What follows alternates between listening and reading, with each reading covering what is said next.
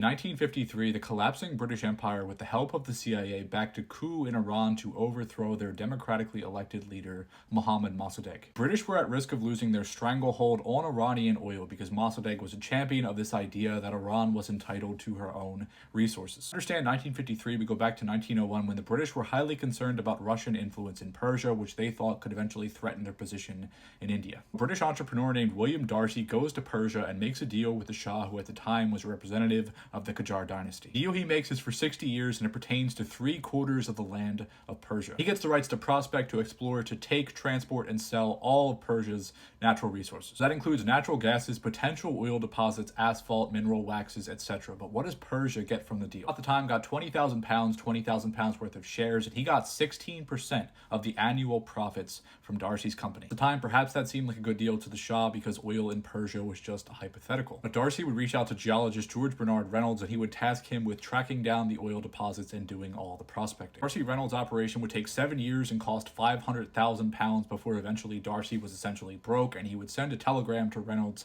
to stop working. In early May of 1908, but Reynolds did not immediately listen, and on May 26th, 1908, it was a fateful day because this was the first time a huge oil deposit was found in the entire region. Talking about a moment here only 118 years ago that changed the entire course of human history. A year later, Burma Oil would create a subsidiary called the Anglo-Persian Oil Company, eventually become the Anglo-Iranian Oil Company, then the British Petroleum Company Limited, and then BP. In 1914, as the First Lord of the Admiralty, Winston Churchill would push the British government to purchase 51% of the Anglo-Persian Oil Company. Talking about the British having all the rights and now essentially all the control over another country's resources. And the primary idea here was to switch the British Navy over from coal to oil. People in Iran were already angry. They were still getting only that 16%. They understood their resources were being exploited for the British Empire. In 1933, the APOC would make an agreement with the grandfather of the puppet we're currently trying to install, Reza Shah Pahlavi. The idea here was to give Iranian laborers that the British were profiting off of better pay, also better schools, better hospitals, a telephone system, etc. None of this stuff was followed through on. In 1935, the Anglo-Persian Oil Company becomes the Anglo-Iranian Oil Company. Fast forward to 1941, people in Iran are even angrier. Iran is neutral in World War II. Iran refuses to expel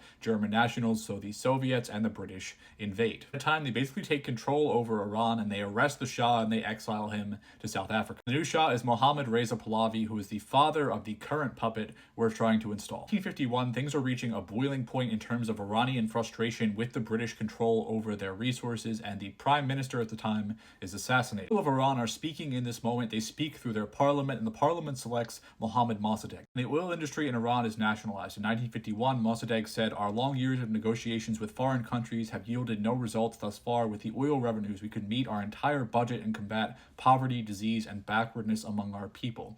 He went on to say the nationalization law provides that 25% of the net profits on oil be set aside to meet all the legitimate claims of the company for compensation. It's been asserted abroad that Iran intends to expel the foreign oil experts from the country and then shut down oil installations. Not only is this allegation absurd, it is utter invention. The response by the British once again is to throw a tantrum and strangle the economy of Iran. In 1952, the Shah would essentially try to get rid of Mossadegh, which failed because he was incredibly popular. The Shah asked Mossadegh if he should step down. He said no. In 1953, in comes MI6 and the CIA to work together to get rid of this man. Started with large-scale bribery and misinformation. This plan from the CIA is called Operation Ajax. You can go read about it. So it starts with basically bribing politicians, journalists, clerics, etc. Create chaos. So the CIA and MI6 are actively funding mobs of people that are in the streets. They're destroying things. They're fighting. They're killing people. This is what they want. And you use your propaganda to swing public opinion to say that this man cannot control his country, which is under basically